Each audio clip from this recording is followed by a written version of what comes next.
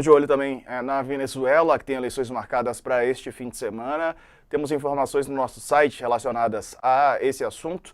Por exemplo, o líder do Panamá, avião com ex-presidentes, é impedido de voar para Venezuela. O presidente do Panamá, José Raul Mulino, disse que um avião que levava ex-presidentes não foi autorizado a decolar para a Venezuela hoje, sexta-feira. O espaço aéreo venezuelano foi fechado, segundo o relato feito por Mulino. Ele escreveu o seguinte: o avião da Copa Airlines, que transportava a ex-presidente Mireya Moscoso e outros ex-presidentes com destino à Venezuela, não foi autorizado a decolar de Tucumã, enquanto permanecessem a bordo devido ao bloqueio do espaço aéreo venezuelano. Mulino não citou os nomes dos ex-presidentes que estariam nesse voo. Ele destacou apenas os de Mireya Elisa Moscoso Rodrigues de Arias, primeira mulher presidente do Panamá, que ficou no poder entre 1999 e 2004. O relato foi feito nas redes sociais, aqui ó, do representante do país. E esse incidente ocorreu 2 dias antes da eleição na Venezuela. O atual presidente Nicolás Maduro busca o 3º mandato. Ele está no poder desde 2012, depois da morte do então presidente Hugo Chávez. O governo dele é alvo de críticas e marcado pelo crescimento da pobreza, superinflação e criminalidade, né? E pela falta de democracia também. O rival de Maduro é o diplomata Edmundo Gonçalves Urrutia, de 74 anos.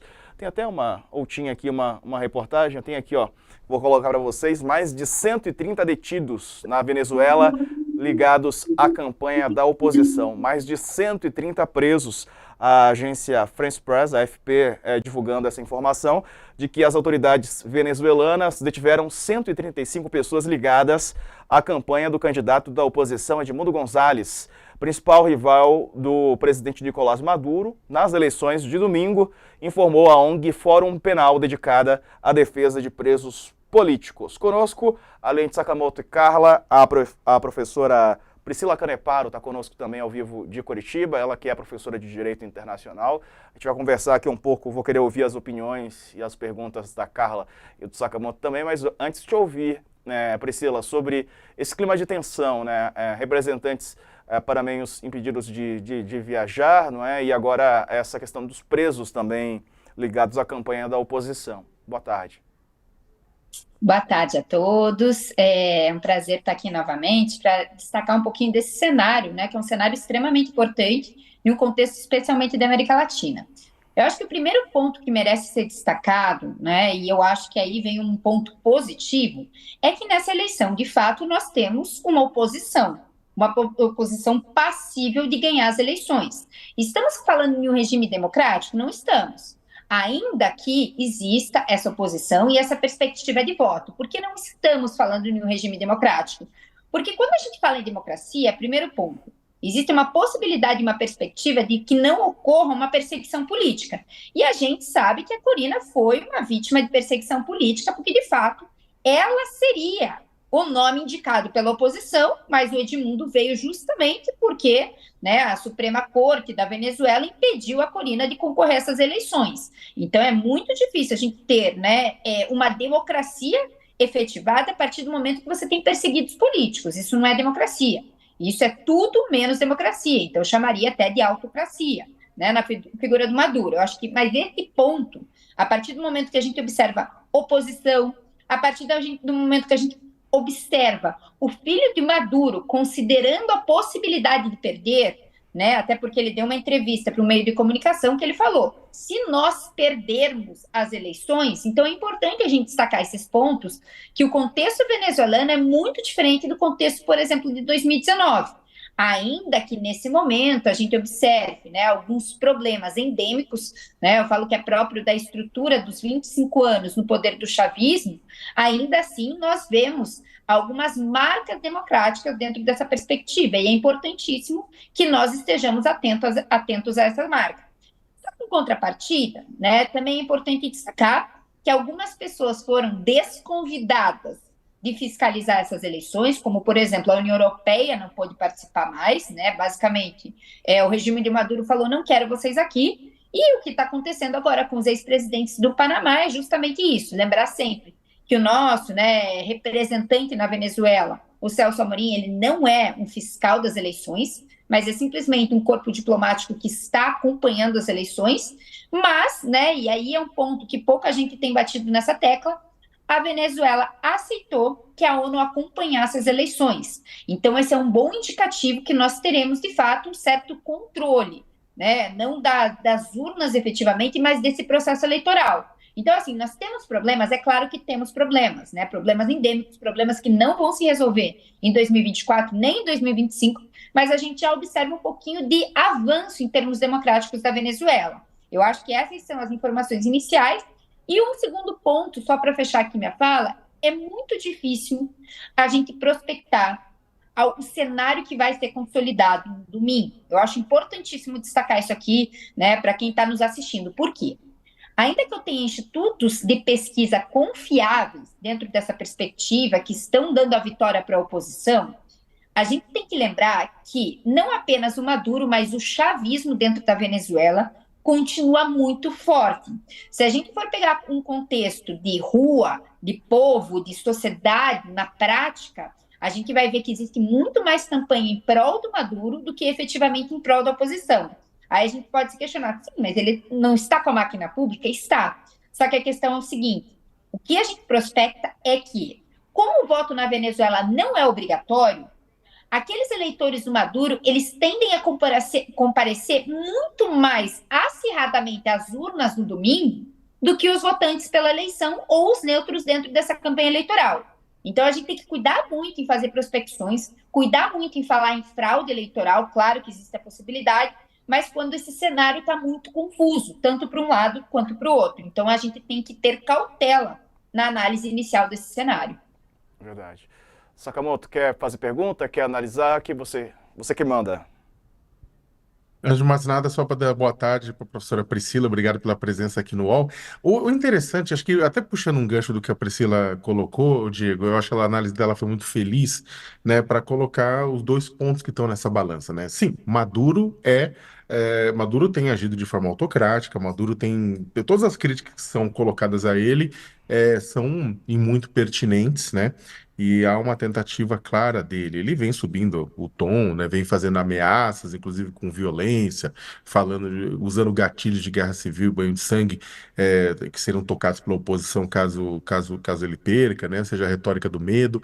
E ele, claro, só topa, né, colocar as eleições, marcar as eleições e fazer por conta da ação daquele grupo de países, né, o Brasil, a Colômbia, os Estados Unidos, né, você tem entrada do petróleo da venezuelano de volta na roda, teve muita coisa que aconteceu, né? Então o que acontece? Maduro é realmente tudo aquilo que falam dele, né? Porém, o que que há um déficit no Brasil, e eu acho que esse é um grande problema, porque a gente critica, principalmente a imprensa, a gente critica muito a polarização, mas muitas vezes a gente incentiva uma polarização colocando que, pelo fato do Maduro ser tudo isso que ele é, a oposição é santa. A oposição da Venezuela não é santa, não, gente. Inclusive, né, o atual candidato, que é a terceira opção, ele é uma opção, inclusive, que é mais palatável, inclusive, para grupos mais à esquerda, né? Então, por isso que ele está lá e tem chances reais, né? Pesa contra a Maria Corina, na primeira, que foi ilegalmente rechaçada pelo Maduro, vamos deixar isso bem claro, né? Pesa também com ela várias acusações que observadores, que pesquisadores, que analistas apontam como reais também. Esse é um ponto, né? Guaidó era uma figura terrível, né? Esse acho que é um ponto interessante. Ao longo dos anos, a gente acabou chancelando muitas figuras da oposição venezuelana como se fossem tudo bem, como se fossem figuras que depositavam-se nela todas as verdades absolutas, simplesmente porque elas estavam contrapondo com uma pessoa que tem um comportamento autocrático. E não é assim. E eu acho que isso é importante que se coloque, e o que a professora está colocando agora, ela coloca isso, porque na base, depois, no voto, né, isso tem diferença. Tem diferença, tem uma parte da população que sofre, né, com o governo Maduro, tem uma parte da população que sofre com os embargos comerciais, né, que são impostos por causa do governo Maduro, né? Então, o que acontece? A gente tem que tomar um certo cuidado nesse processo para não deificar a oposição, né? E lembrando, né, acho que feito essa primeira ressalva, né, que é importante isso para poder entender. E seria maravilhoso e lindo que todos os veículos de comunicação no Brasil mandassem jornalistas para lá, exatamente para cobrir, poder ver, não e ficarem embutidos dentro das ONGs ou dos think tanks da oposição, como muita gente faz, mas ir para a rua, né? E cobrir e falar o que está acontecendo, né? Venezuela é ali, né? Então seria importante que o pessoal mandasse e não ficasse, como eu falei, embutido dentro da oposição. E a segunda coisa é a seguinte: independentemente do resultado, se ganha a oposição, e a gente está falando bastante nisso, a gente tem que ver qual que vai ser o papel dos militares, porque os militares entraram, né, de uma forma muito firme junto do governo do Chávez e do governo Maduro dentro do Estado venezuelano. Controlam parte da economia, de estatais, um monte de coisa. O que vai acontecer quando eles saírem do poder? Né? Uma solução prescinde dos militares ou uma solução de transição pacífica só é possível se considerar que os militares ficarão onde eles estão? E se eles ficarem onde eles estão, a mudança vai ser real ou vai ser só uma mudança cosmética, né? Os problemas, eles vão muito além do que aquilo que está simplesmente apontado na eleição. Né? Inclusive, acho que até como a Priscila colocou, isso até explica um pouco o filho do Maduro tá um pouco convencido de que as coisas podem não mudar mesmo com uma má derrota na eleição, porque depende do que o exército e do que os generais vão fazer. Carla, antes de te passar a palavra, só porque agora a gente conseguiu o material, tem a reportagem que fala, né, sobre o representante do Panamá. Tá aí a reportagem aberta. Líder do Panamá, avião com ex-presidentes é impedido de voar para a Venezuela. Agora a gente conseguiu esse vídeo, vamos ver. Mireya, aquí está Marta Lucía, Vicente Fox, presidente Rodríguez de Costa Rica, para que entiendan el cuadro de situación. Estamos hace una hora en este avión. El régimen tiránico, abusivo, autoritario dice que este vuelo 223 no puede despegar de Panamá a Caracas hasta que bajemos los expresidentes y la vicepresidenta Ramírez. Tá aí o vídeo deles falando que estão impedidos de voar lá para a Venezuela. Carla. É grave. Então, eu vou pegar um pouco da fala do Saca, fazer um comentário e fazer uma pergunta para a professora.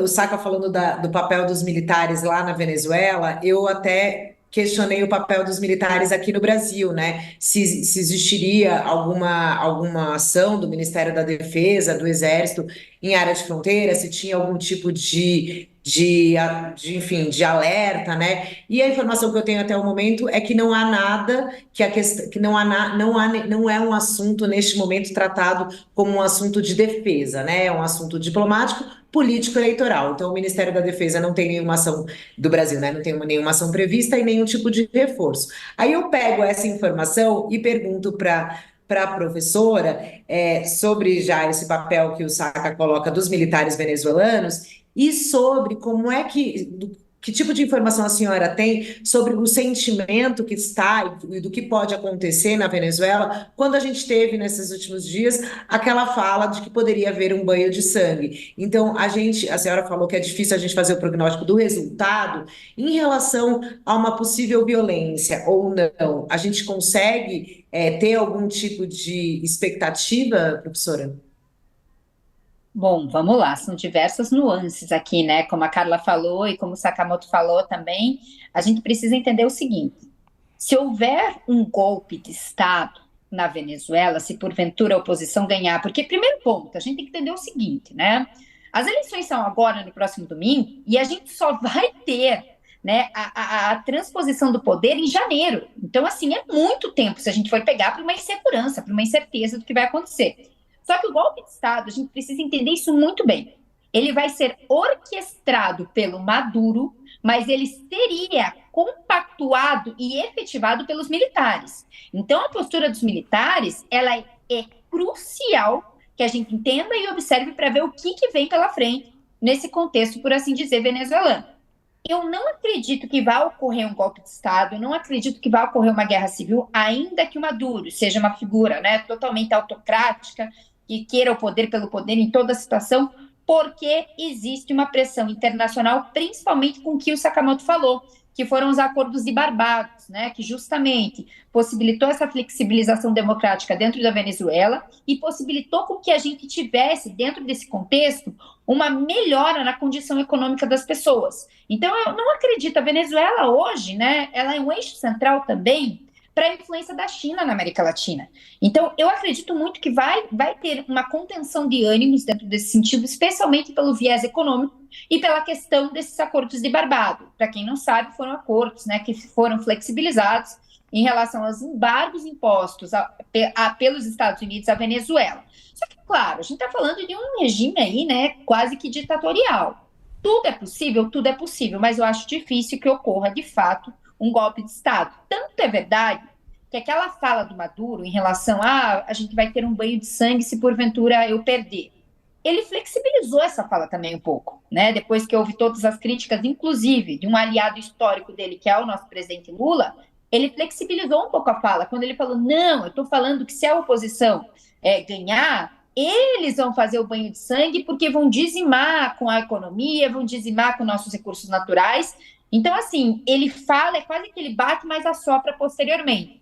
E aí, só para finalizar, então, eu acho difícil mesmo, acho que os militares, eles não vão efetivamente exercitar o que o Maduro orquestrar, né, porque, de fato, a gente tem todo um contexto diferenciador nesse momento em relação à Venezuela.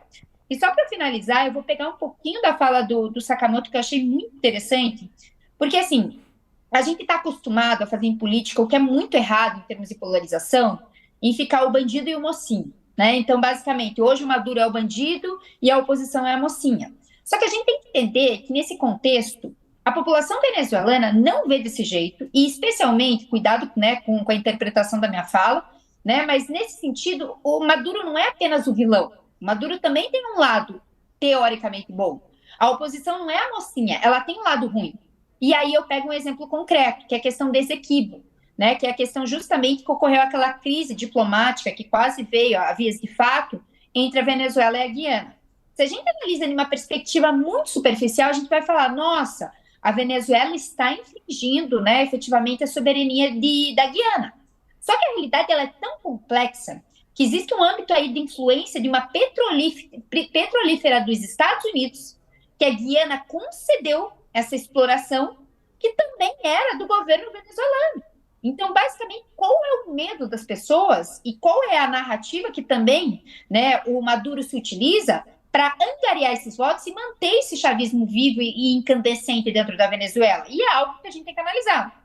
Se eu sair, a oposição vai quase que rifar os nossos recursos naturais, vai quase que rifar as nossas estatais, não apenas para a iniciativa privada, mas para os Estados Unidos. Então, assim, a gente tem que pensar que a Venezuela é a grande produtora de petróleo dentro do contexto das Américas. Existe, sim, né, todo um contexto também de interesse do que fazer com esse petróleo, não apenas pela Venezuela, mas principalmente pelos Estados Unidos, porque a gente tem que pensar em contexto macro, né, guerra, Rússia versus Ucrânia, gás da Rússia não está indo mais para a União Europeia, e existe aí um grande mercado que está basicamente fragilizado em termos de demanda, né, em relação a esse gás. Então, existe todo um contexto que a gente tem que fazer uma leitura, que não basta a gente falar o Maduro é do mal, a oposição é do bem. Não, existem problemas também na oposição. E eu acho que o Sakamoto foi muito feliz em levantar essa questão. Não tirando, novamente, para finalizar, o problema do Maduro ser, sim, um autocrata.